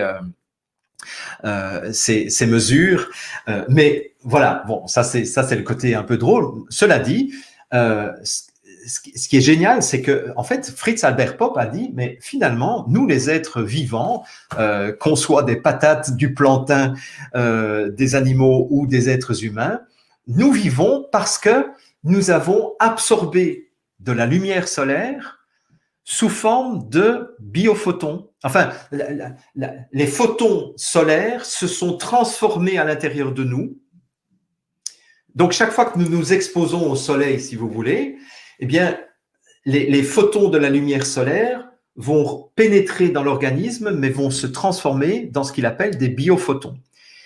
Et les végétaux, par la photosynthèse, vont capter eux aussi les rayons solaires, les photons solaires, et vont transformer ces photons solaires en biophotons que nous allons manger chaque fois que nous mangeons des aliments. D'où l'importance, évidemment, de privilégier des aliments crus et frais, parce que plus les aliments sont crus et frais, et ça, il l'a démontré aussi dans son bouquin, il y a tout un chapitre consacré à ça, plus les aliments sont crus, sont frais et sont biologiques, sans pesticides, sans colorants, machin, etc., sans transformation, eh bien, plus la densité de biophotons dans ces aliments est élevée.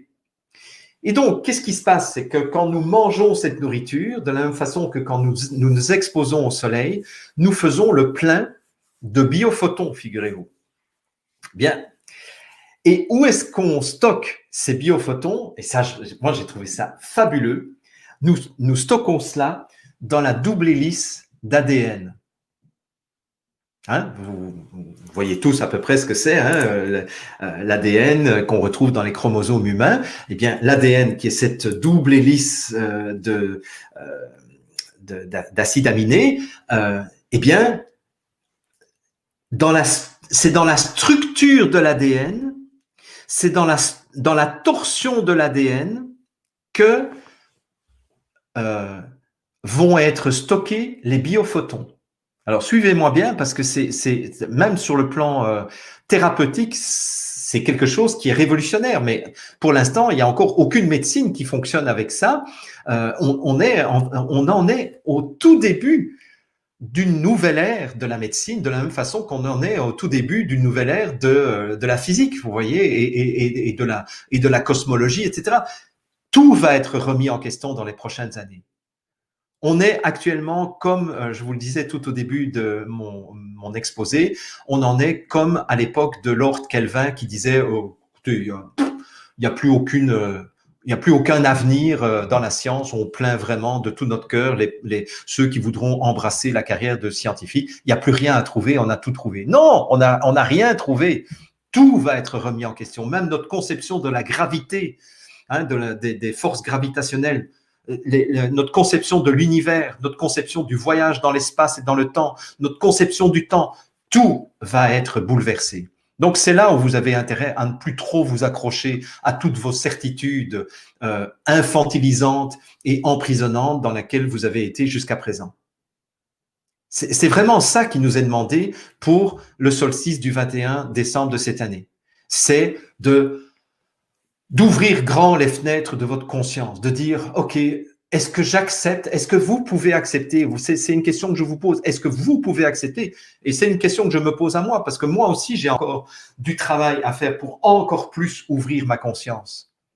Est-ce que vous êtes prêts? Est-ce que nous sommes prêts à accepter le fait que le réel n'est pas comme on nous a raconté qu'il était? C'est ça la question. La grande question de 2020, c'est ça. Et donc les forces de l'ombre, j'ai pas fini ma phrase d'il y a 20 minutes. Les forces de l'ombre qui pour l'instant sont en train d'essayer de nous imposer une manipulation génétique à l'échelle de la planète, déguisée en vaccin. Parce qu'en fait, ce n'est pas un vaccin qui veut nous être imposé, c'est les vaccins de Moderna et Pfizer, ce sont les instruments d'une expérimentation génétique à la grandeur de la planète. On retombe sous le coup du code de Nuremberg. On fait des expérimentations humaines avec des cobayes et où ils espèrent vacciner, entre guillemets, parce que ce n'est pas un vaccin, c'est même pas une thérapie génique, comme le disait le professeur Perron, c'est de la manipulation génétique. C'est de l'expérimentation génétique qui veut empêcher notre glande pituitaire de continuer à fonctionner pour pouvoir justement nous élever dans cette 5e densité. C'est ça l'enjeu réel. En fait, le coronavirus n'a jamais existé en tant que soi et ça n'a jamais été une pseudo-pandémie. Tout l'enjeu actuellement, c'est de nous faire croire à une pandémie pour nous imposer une expérimentation génétique qui empêcherait l'humanité de faire le saut qui est attendu d'elle. Ça vous embouche un coin, hein, ça, pour certains et certaines d'entre vous? Mais c'est ça qui est en train de se passer. C'est pour ça que je me bats depuis 10 mois. C'est pour ça que des centaines, des milliers de lanceurs d'alerte se battent, parce qu'ils savent qu'il y a un enjeu qui est l'avenir purement et simplement de l'humanité.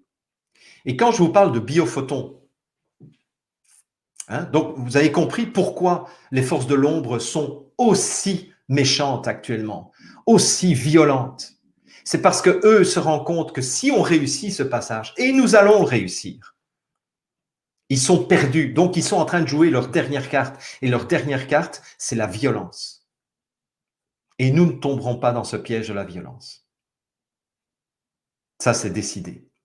C'est absolument impératif de ne pas céder à la violence. Nous n'allons pas répondre à leur violence par la violence. Nous allons répondre à leur violence par l'élévation de notre conscience et ils seront balayés. On ne parlera plus d'eux. Et eux risquent, sauf s'ils font une bascule en dernière minute, eux risquent de ne pas rentrer dans la 5e dimension, dans la 5e densité, et de rester dans leur prison. Les Bill Gates, les Klaus Schwab, les George Soros, les Elon Musk de ce monde, il y a encore une chance que eux fassent la bascule aussi, et ils seront les bienvenus dans la 5e dimension. Mais s'ils ne font pas la bascule, s'ils s'accrochent jusqu'au bout à leurs milliards de dollars, ça c'est clair qu'ils vont rester ici, pendant que nous, on sera ici aussi, mais sur une autre dimension. Donc, je termine avec Fritz Popp, biologie de la lumière. Comment est-ce que l'hélice d'ADN stocke les biophotons? Moi, j'ai trouvé ça génial. En fait, plus vous ingérez des biophotons par la nourriture vivante, biologique et l'exposition au soleil, plus vous apportez de l'énergie à la double hélice d'ADN, et plus cette double hélice va se tordre sur elle-même. Vous savez, c'est un peu comme en Belgique, on appelle ça un torchon. Vous appelez ça en France une serpillière. Au Québec, vous appelez ça une mop. En Suisse, je ne sais pas comment vous appelez ça. Bon, donc vous imaginez, j'aurais dû le prendre d'ailleurs, j'ai oublié. Je vais le chercher, j'en ai pour 2 secondes là.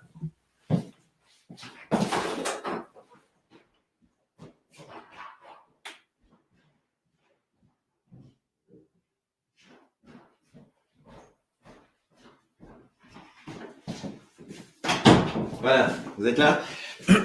Bon, alors imaginez que ça, c'est une double hélice d'ADN. Ça va? Qu'est-ce qu'il faut pour que cette double hélice se torde? Eh bien, il faut que je mette de la force. Mais pour mettre de la force, il me faut de l'énergie. Cette énergie, elle vient d'où? Elle vient des biophotons. Donc, plus il y a des biophotons qui sont absorbés par l'ADN, eh bien, plus l'ADN se tord. Ça ne change strictement rien à la composition chimique, physico-chimique de l'ADN. Par contre, l'ADN se transforme, ça me donne chaud du coup parce que j'ai couru, l'ADN se transforme en quelque chose, en un réservoir de plus en plus plein de biophotons. Voilà, vous voyez? Quand même. Bon. Et alors, chaque fois que l'organisme est déséquilibré, chaque fois que les cellules sont en stress, pour se rééquilibrer, les cellules vont avoir besoin de quoi? De biophotons. Et donc, où est-ce qu'on va aller chercher les biophotons? Eh bien, les biophotons, on va aller les chercher dans la torsion de l'ADN. Donc, en fait, si je détore un petit peu, donc, en fait, je libère de l'énergie. Si je libère de l'énergie, qu'est-ce qui va se passer? Il va se passer exactement le phénomène que je vous ai montré tout à l'heure.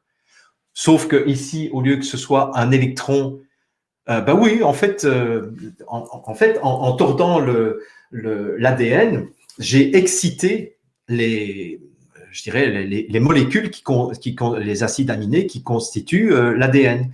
Et donc, en fait, en détordant la structure de l'ADN un petit peu, donc, je libère de l'énergie. Libérant de l'énergie, comme l'énergie doit toujours se conserver en tout temps, hein, rien ne se perd, rien ne se crée, tout se transforme, eh bien, cette libération, cette diminution du niveau vibratoire de l'ADN va se transformer en émission de biophotons à l'intérieur du corps. Et donc, c'est comme ça que notre corps se régule et se rééquilibre. C'est avec les biophotons. Et s'il y a trop de biophotons qui ont été émis et que finalement le corps s'est rééquilibré plus rapidement, eh ben, c'est pas grave. L'ADN va réabsorber les biophotons jusqu'à ce qu'on en ait encore besoin. Est-ce que vous comprenez maintenant ce que veut dire avoir un corps de lumière? Est-ce que vous vous rendez compte que finalement, tout ce que la médecine classique, dite scientifique, nous raconte, c'est de la connerie? Si on commençait à concevoir le corps humain comme étant beaucoup plus un lieu de fréquence vibratoire qui se rééquilibre avec des apports de lumière qui, elles aussi, sont des fréquences par absorption et par émission de biophotons, si en plus on rajoute à cela, mais ça, je ne peux pas vous en parler aujourd'hui, mais je vous jette juste l'information comme ça, si vous ajoutez à ça le fait qu'on observe à différents endroits du corps des phénomènes typiquement quantiques, entre autres de résonance quantique, de paquets de cohérence quantique, chose que dans ma formation en physique quantique dans les années 80, début des années 80, on me disait comme étant impossible, mais les travaux de Fritz Popp sont passés par là depuis lors. Donc, ce qu'on m'a enseigné entre 1981 et 83 au niveau de la physique quantique n'est déjà plus vrai. Parce qu'on s'est rendu compte que les limitations de la physique quantique telles qu'on me l'enseignait encore dans les années 80, eh bien, ont explosé grâce à des chercheurs géniaux comme Fritz Albert Popp, ou il y a beaucoup de chercheurs russes aussi. Vous avez Nassim Haramein aussi. Enfin, vous avez plein de gens qui sont en train de faire exploser le cadre classique de la science. Et on se rend compte que finalement, le corps peut fonctionner comme une antenne. Le corps peut fonctionner comme un Wi-Fi. Vous savez que le cerveau peut communiquer avec les organes avec une fonction Wi-Fi, et il n'a plus besoin à ce moment-là des terminaisons nerveuses matérielles, entre guillemets, qui vont jusqu'à tel organe ou jusqu'à telle zone du corps. C'est-à-dire qu'on a une fonction Wi-Fi en plus d'une fonction câblée dans le corps. Mais, et je termine par ça, pour aujourd'hui en tout cas, de nouveau, que veut faire cette minuscule minorité de psychopathes milliardaires? Mais c'est des fous furieux, ces gens-là. Mais ils ont leur rôle à jouer parce qu'en étant de plus en plus violents, ils sont en train de réveiller de plus en plus la conscience enfouie de l'humanité qui dit, mais est-ce que c'est à ça que nous allons être réduits? Et c'est là où des gens qui ne se sont jamais posé la question sur la nature du réel, sur la philosophie, sur la spiritualité, etc., sont en train de dire, waouh, là, ça va trop loin. Parce que ce qu'ils veulent faire aussi à travers leur soi-disant vaccin, qui est en fait de l'expérimentation génétique à la grandeur de la planète, ce qu'ils veulent faire, c'est de mettre aussi en place quelque chose qui empêcherait ces phénomènes quantiques de continuer à se produire, qui empêcherait la double hélice d'ADN de retrouver les 12 brins d'ADN, parce que pour l'instant, nous n'en avons plus que 2 à cause de cet emprisonnement dans la matrice. Voyez ? C'est tout ça qui est en train de se jouer. Donc, on est bien au-delà de simplement une crise sanitaire ou même une crise économique. C'est une crise spirituelle. C'est une crise qui est, est-ce que nous partons pour 11 000 ans d'emprisonnement ou est-ce que nous allons enfin comprendre ce qui nous attend et ce vers quoi nous allons devoir nous tourner. Et voilà, je vous envoie plein de biophotons. Hop. Et je vais prendre 2-3 questions, mais voilà, moi je comptais faire des exposés d'1h30. Je suis désolé, je ne l'ai pas dit au départ, mais voilà, ça fait juste 1h30 que je parle. Vous êtes 5004 pour l'instant, donc merci vraiment à chacun et à chacune. Et donc, je le répète encore une fois, merci. En tout cas, si cet exposé vous a passionné, si cet exposé vous a plu, si ça a trouvé une résonance, parce que bon, en fait, moi je m'en fous que ça vous plaise ou pas. Moi, c'est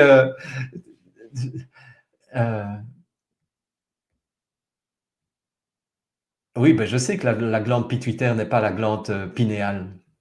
Ben là, moi, je vais vous parler de la glande pinéale. Bon, mais de toute façon, j'aurai l'occasion d'y revenir. Donc, mais voilà. Donc, écoutez, moi, je vous l'ai dit au début, donc pour ceux qui sont arrivés en cours de route, je vous l'ai dit, moi, je fais ça pratiquement de façon improvisée, dans je dirais dans un contexte où j'ai tellement de choses à faire pour l'instant en même temps. En plus, je vais participer à une manifestation dimanche à Montréal. Là, la manifestation pour les Montréalais, enfin pour les Québécois, c'est vraiment important que nous soyons le plus nombreux possible. 12h30 au 770 rue Sherbrooke-Ouest, c'est devant le cabinet du Premier ministre Legault. Hein, et on va jusqu'au Parc La Fontaine, et au Parc La Fontaine, il y aura des prestations d'artistes. C'est vraiment important que vous soyez là. Et le 21 à 18h, heure du Québec, donc ce sera après le solstice d'hiver, puisque le solstice d'hiver à Montréal, ce sera 13h22. Donc dès que j'aurai fini de faire ce que j'ai à faire avec vous, je prends ma voiture et je pars à Montréal. Et là, donc, le rendez-vous, c'est au coin de Atwater et Sherbrooke-Ouest. D'accord? Donc, je pense que ça doit être dans le quartier de Dawson, le Dawson College. Voilà. Mais donc, j'ai plein de choses à faire. Donc, désolé, c'est un petit peu, parfois c'est un petit peu décousu mon affaire là, mais ce que je veux, c'est vous préparer, quoi. Vous préparer, et si vous estimez que ça peut aider d'autres personnes, allez-y. Ah oui, oui, je vois défiler votre truc. Hein. Vous dites quel autre film? Bon, alors, donc, je vous ai donné comme film La Belle Verte. Je vous ai donné comme film Matrix. Je vous ai donné comme... alors, il y a quelqu'un qui dit La prophétie des Andes. Oui, la prophétie des Andes. Et d'ailleurs, à la fin du film, ceux qui rentrent dans la 5e dimension, ils disparaissent aux yeux des soldats qui sont en train de les pourchasser. Et une clé vraiment importante dans The Celestine Prophecy, c'est que ceux qui tombent dans la peur réapparaissent aux yeux des soldats qui sont en train de les chercher parce qu'ils ne les voient plus. Donc ça va être aussi une clé importante, et ça j'en reparlerai demain au niveau de la mémoire de l'eau, et on en parlera surtout samedi avec mes invités Véronique et Patrice. C'est que on va parler de l'importance de ne plus du tout être dans la peur. Vraiment, et c'est ça aussi que j'essaye de vous insuffler à travers ces rencontres qui ont commencé aujourd'hui, c'est n'ayez plus peur. Voilà, ça se joue à un tout autre niveau. Alors, je ne dis pas que ça va pas être difficile. Regardez ce qui arrive au professeur Fourtillan actuellement. Professeur Fourtillan, d'ailleurs, qui a travaillé sur la glande pinéale. Et comme par hasard, ce bonhomme se retrouve en asile psychiatrique maintenant, à quelques jours du solstice d'hiver. Pour moi, symboliquement, c'est tellement clair que la minuscule minorité de psychopathes milliardaires manipulés par les forces de l'ombre, qui, elles, sont encore supérieures à ces Bill Gates, Klaus Schwab et compagnie, ne veulent absolument pas qu'on réactive notre glande pinéale. Ils ne veulent pas que nous accédions à la dimension spirituelle de qui nous sommes en tant qu'êtres humains. Oui, comme disait le pape, n'ayez pas peur, mais le pape, il fait partie des forces de l'ombre. Hein. Je suis vraiment désolé, mais je ne confierai absolument pas qui que ce soit au pape. Hein. Alors oui, vous me posez la question, pourquoi on nomme cela la troisième dimension, la cinquième dimension, la quatrième dimension? En fait, c'est simplement des range, comment on dit ça, des spectres, voilà, des spectres de fréquences. Donc, la troisième dimension, c'est la troisième série de fréquences, si vous voulez. Donc, hein, si on prend les fréquences de 0, est-ce que vous voyez ici? Ouais. Aïe. Voilà, si vous avez la fréquence 0 ici, vous avez un spectre de fréquences. J'ai plus mes notes ici, mais de toute façon, ça, Patrice et Véronique vous l'expliqueront mieux que moi samedi. La troisième dimension, je pense que ça commence à 7 Hertz jusqu'à 52 Hertz, je crois. Mais je vous dis ça de mémoire, hein, donc ne notez pas. De toute façon, on en reparlera. Ça, c'est la 3D. Donc, ça voudrait dire qu'il y a une 2D et une 1D entre 0 Hz et 7 Hz. Alors, un Hertz, pour ceux qui ne font pas de la science, un Hertz, c'est un cycle par seconde. Donc, si je fais 1, voilà. Donc, ça, c'est un cycle. Oups. Voilà, un cycle, c'est ça. Voilà, ça, c'est un cycle. Et donc, si ce cycle-là dure 1 seconde, eh bien, on va dire que c'est un cycle par seconde. Maintenant, si j'ai 2 cycles, eh bien, on va dire qu'en 1 seconde, j'ai eu 2 cycles complets. Donc, on va dire que c'est 2 Hertz. Ça va? Je fais 2 fois un aller-retour complet. 1, 2, ça c'est 2 Hertz. 10 Hertz, ça veut dire que je fais ça 10 fois en 1 seconde. Donc, 7 Hertz, c'est très très bas. Hein. On n'entend même pas au niveau auditif, on n'entend pas les sons à 7 Hertz. On commence à percevoir entre 20 et 30 Hertz, si mes souvenirs sont bons. Voilà. Donc, la 3D, c'est entre 7 et 50, si mes souvenirs sont bons. Et la 5D, ça commence à 80, je pense, jusque je ne sais plus combien. Et donc, la 4D est ici, la 5D est ici. Vous voyez ?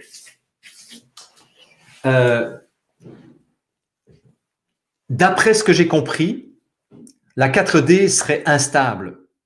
Et la 4D, c'est le lieu d'existence des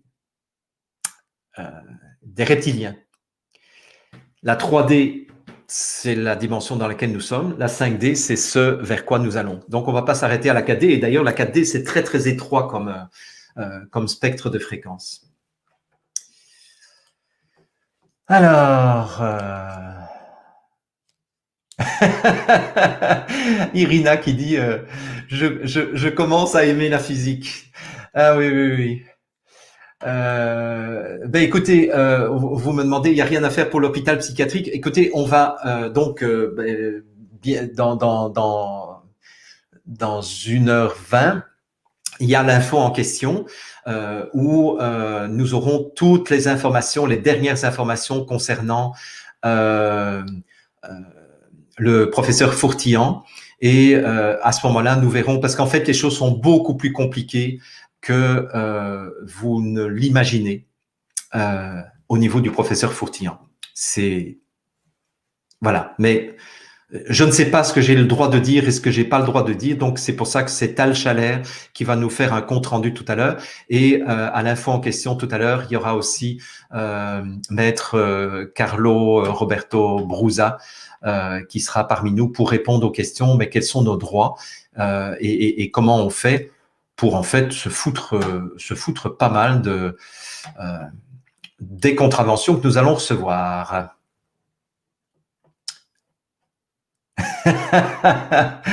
Ah, j'aime bien ça. Attendez, je vous le montre. Christian qui dit il y a la 5D pour les éveillés et la 5G pour ceux qui restent. Non, mais en plus, hein, ça j'aurais aussi pu vous le dire, hein, mais bon, je voulais quand même limiter mon exposé à peu près 1h30. Là, je suis un petit peu en train de déborder. Mais la 5G, c'est justement aussi un processus pour empêcher notre entrée dans la 5D. Voyez, donc c'est diabolique ce qu'ils sont en train de faire, vraiment. Alors, il y a plusieurs personnes qui disent que le professeur Fourtillan serait libre. Bah, écoutez, c'est une excellente, c'est une excellente nouvelle et nous pouvons effectivement nous réjouir de cela. Oui. Il est sorti le professeur. Ok, donc voilà, donc on aura Carlo Alberto Brusa tout à l'heure dans l'émission. Bon, ben c'est génial. Ben écoutez, c'est vraiment une très très bonne nouvelle. Ben, il y a eu tellement de pression effectivement. Donc merci à tous les citoyens qui ont fait pression parce que effectivement c'était vraiment important. Voilà. Écoutez, moi, je sais pas quoi vous dire d'autre. Je vois défiler la 4D. En fait, c'est ce que je viens d'expliquer. La 4D, c'est une fréquence vibratoire intermédiaire entre la 3D et la 5D. Et donc, c'est une fréquence à laquelle certains êtres vivent, sur laquelle certains êtres vivent. Ce sont des êtres de pouvoir. Alors pourquoi, il y a une autre question qui est passée, que vous m'avez posée, qui est pourquoi 11 000 ans? Ben, écoutez, ça c'est vraiment des phénomènes astronomiques et astrologiques. D'ailleurs, j'aurai l'occasion de vous présenter l'astrologie d'un point de vue quantique, d'un point de vue de physique quantique. Et vous allez voir que finalement, on est très loin de cette ridicule tentative d'explication des scientifiques sceptiques disant « Oh ouais, mais les planètes peuvent pas nous influencer. » Mais bien sûr que les planètes ne nous influencent pas. Mais à partir du moment où on comprend que nous baignons tous dans un champ vibratoire et que nous sommes tous interreliés dans un système d'information vibratoire, en fait, notre réalité, c'est une illusion. Notre réalité n'est que vibration, n'est que information vibratoire. Donc, la position de la planète, c'est une information, mais que nous portons à l'intérieur de nous, c'est-à-dire que ce que nous voyons dans le ciel, nous l'avons à l'intérieur de nous aussi, et nous choisissons le moment de notre naissance en fonction de ce que les astres sont en train de dire symboliquement de la mission de vie que nous avons choisi de prendre ici sur cette terre. C'est ça ma vision des choses, vous voyez ? Et à partir du moment où on considère que tout est conscience, y compris notre corps, et notre corps a bien plus de conscience. En fait, notre corps, mais ça, bon, je vais pas recommencer une conférence, donc là, je m'arrête. Mais notre corps est le moyen, est la porte qui va nous permettre d'entrer dans des dimensions différentes. Et c'est ça qui est fantastique. Voilà, bon. Oui, vous pouvez utiliser un grand vase de verre à condition que ce soit du verre blanc sans inscription. Voilà, c'est tout. Voilà.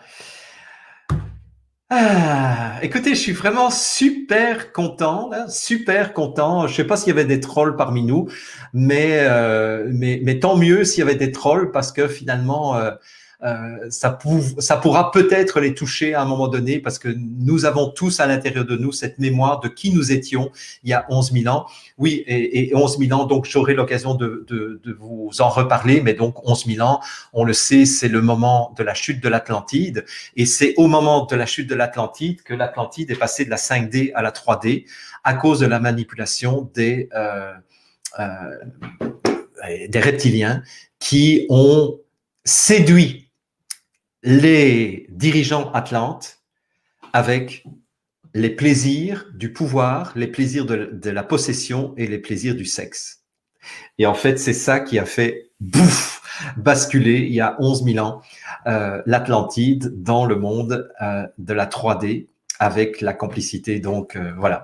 Mais donc ça a l'air complètement flyé, mais écoutez, je vous demande pas de me croire sur parole. C'est juste laissez votre esprit ouvert pour quelque temps pour ne pas faire obstacle euh, au bain de lumière dont nous allons être gratifiés lundi. Lundi, on va avoir un nuage photonique d'une puissance incroyable qui va venir du centre de la galaxie et ça va dégager. Alors, certains d'entre vous vont le sentir, d'autres ne le sentiront pas, ça n'a pas d'importance, mais le nuage photonique, on va le déguster. Voilà. Donc, j'espère que ça vous a que ça vous a reboosté. Donc, merci à nouveau d'en parler, de partager, mais faites pas que le bouton partager là. Appelez des gens, dites, hey, j'ai trouvé ça formidable, va voir le replay parce que évidemment toutes ces sessions, vous pouvez le voir en différé, pardon, en rediffusion. Mais merci parce que plus nous serons nombreux, vous voyez, moi, je gagne rien, moi, ici, hein, et je le fais vraiment, comme je vous l'ai dit tout au début, et ce sera le mot de ma fin, je le fais pour des raisons strictement égoïstes, parce que je veux réussir la transition vers la 5D, mais je sais que tout seul, on n'y arrivera pas, donc, comme disait Pink Floyd dans l'opéra rock The Wall, ils disent « Together we stand, divided we fall ». Together we stand, ça veut dire ensemble, nous tenons le coup.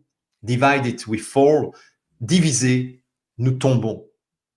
Eh bien, c'est ça l'enjeu de ce qui nous attend pour les prochains jours. Alors, je vous embrasse du fond du cœur. Merci, merci. Et je vous donne donc rendez-vous demain. Enfin bon, l'info en question, ça c'est dans 1h15, là. Mais je vous donne rendez-vous sinon demain à donc 17h heure européenne, 11h heure du Québec ou en différé évidemment. Et j'espère que demain nous serons 10 000 et non pas 5 000. Bye bye.